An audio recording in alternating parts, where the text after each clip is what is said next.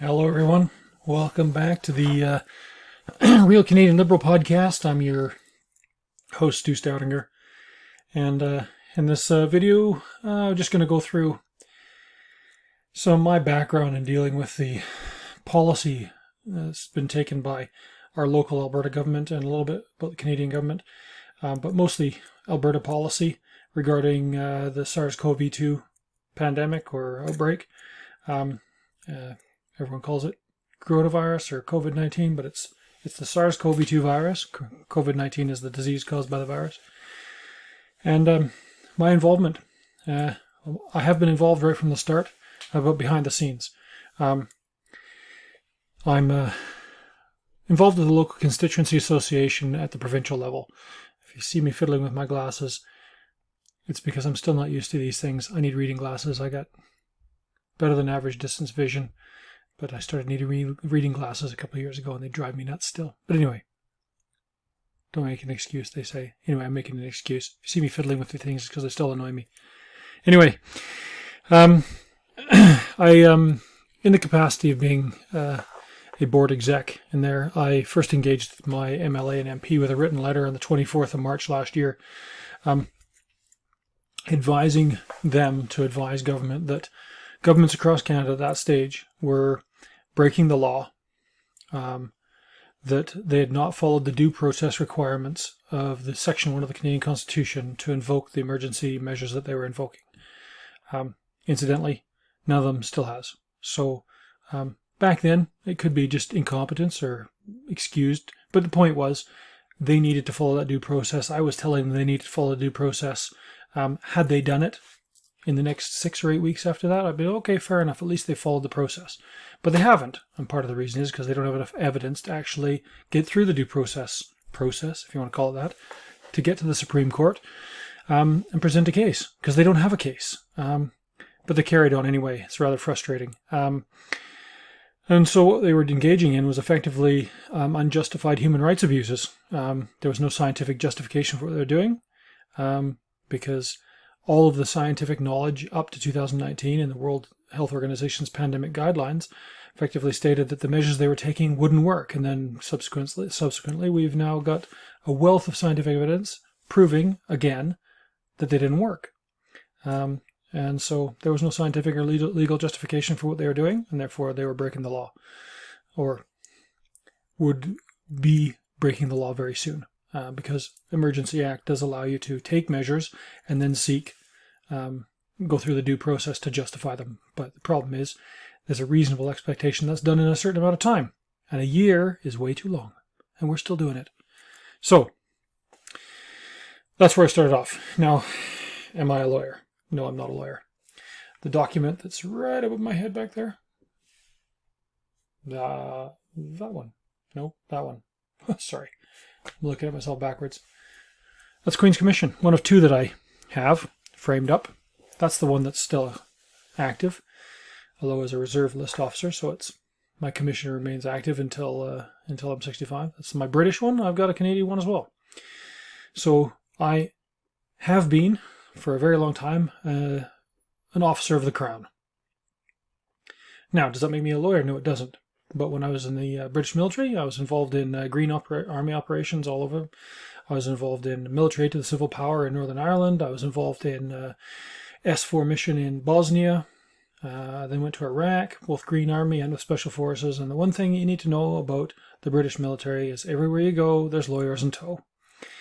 And so we got legal briefings all the time. And I was very interested in this because the lawyers effectively brief every time we go somewhere as representatives, as agents of the British government at the time. The Canadian government's no different. Where the legal limits are. How far can we go under UK law? How far can we go under international law? And the same thing in Canada. What is the legal boundary in which the government must operate? Because we are a constitutional democracy. We have to operate within the law.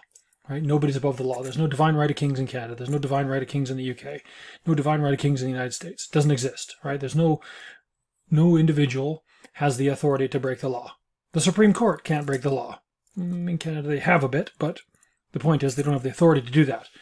And the supreme law of the land is, in the Canadian case, the Canadian Charter.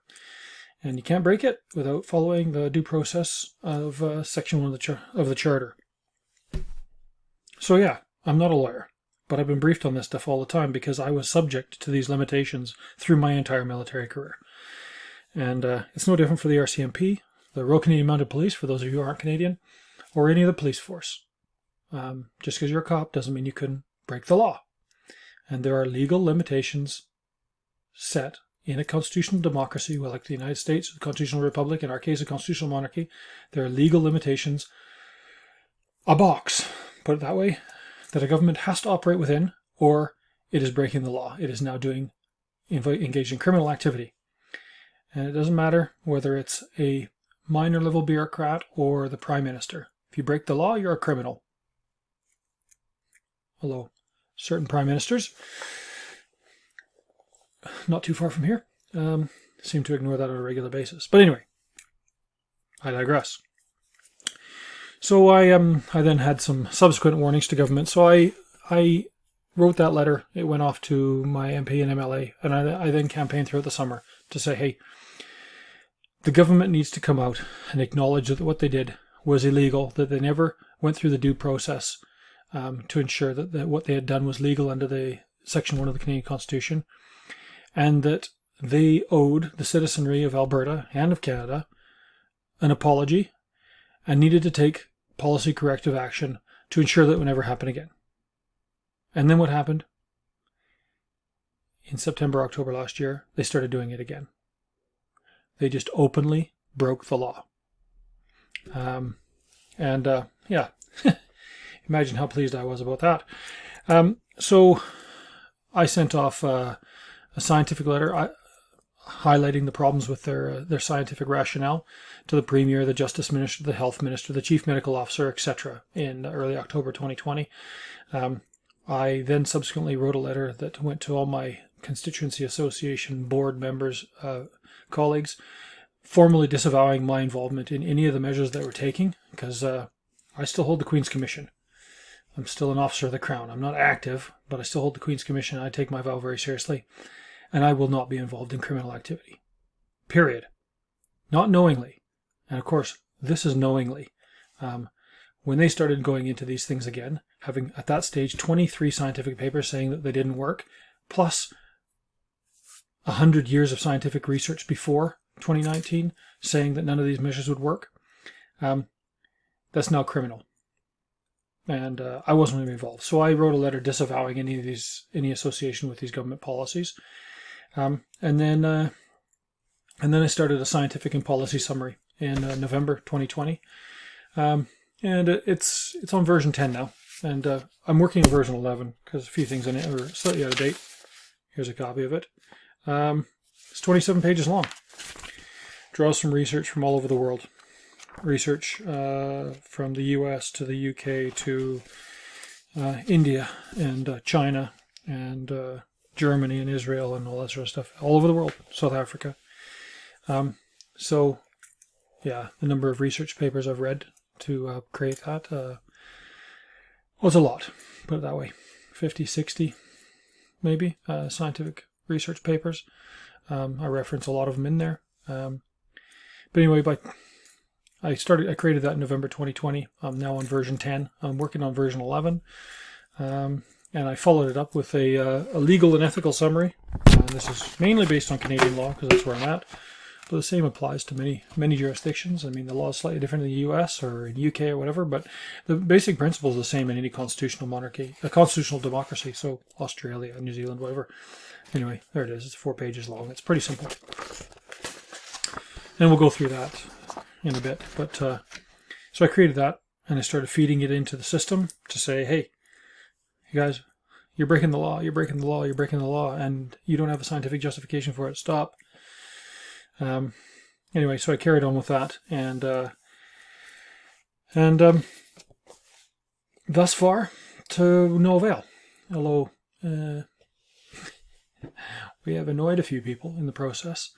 There are rumblings in the system, so to speak, within the political back channels of the government in Alberta, There are some people who are rather displeased with what I'm doing. All right, people who have malevolent intent, I would suggest. Because if you are breaking the law and someone points out that you're breaking the law, and you are then angry that they want you to stop breaking the law, that means that you're no better than mafia. Because the law is the law. We live in a constitutional monarchy here in Canada, a representative democracy. The people are the government. And we have a legal document that sets the frameworks and the limits of what government can do, and it's called the Charter. The Canadian Constitution and the Charter of Rights. And under Section 27 of the Charter of Rights, it's all of the previous rights from previous charters and all the charters that we sign up to internationally. So the Universal Declaration on Human Rights and the International Convention for the Protection of Children and the same one for protection of women and the Rome Statute and Nuremberg Charter that predated the Rome Statute and all the other stuff in between. Point being, there's a box that government's allowed to operate in our political system, and if they go outside that box, they're criminals. And there's no divine right of kings. You don't get to break the law in Canada. They're doing it right now, seemingly getting away with it. But there's a limit to that. And justice catches up with you eventually. Now, some people escape justice by dying early. Lots of Nazi war criminals died before people caught up with them. But the oldest Nazi war criminal that was ever put on trial was 104 years old. So he stayed out of the clutches of justice for quite a long time before they caught him. But eventually, he had to stand trial. And people who think because they're in a position of power in government and everything else that you can just carry on breaking the law and get away with it, you might die before they catch you, before we, the people who come after you, whoever they are, law enforcement in the future, private investigation, whatever, Interpol, whoever it happens to be. But justice doesn't sleep, and it's pretty relentless, and it'll come eventually. So that's an introduction to what I've been up to for the last year or so involved with this ridiculous situation we find ourselves in. I say ridiculous, it's a nice way of putting it. It's a travesty, and a lot of people have suffered, a lot of people have died unnecessarily, and there doesn't seem to be any end in sight, because we're dealing with a virus that is a once every 3.5 year thing. It happens regularly. It's happened in Alberta 6 times since 2000. We've had one like this. It hasn't been a pandemic. It's been a local epidemic, if you want to call it that. Anyway, a local peak in viral infections. But it happens once every 3.5 years, so it's not exactly uncommon. And 2018 was the worst out of the last 20 by a significant margin. 32% higher excess death rate in Alberta at its peak than 2020. So no justification for what's going on. None. And we'll go into that next. So in the next videos, we'll have a look at, first off, what I'll do is I'll do a video on what is science, because all of this rests on the science. Whether you can justify something in a court of law rests on whether you can present an appropriate scientific case to say that this is an emergency based on this evidence. So we'll look at what science is, and then we'll have a look at the legal and ethical policies, problems with government policy. We'll go through this document here and discuss what's happened and go from there. So anyway, thanks for coming along, and in the next video we'll dive into figuring out what science is, because a lot of people seem to have forgotten. Anyway, thanks very much, and we'll see you next time.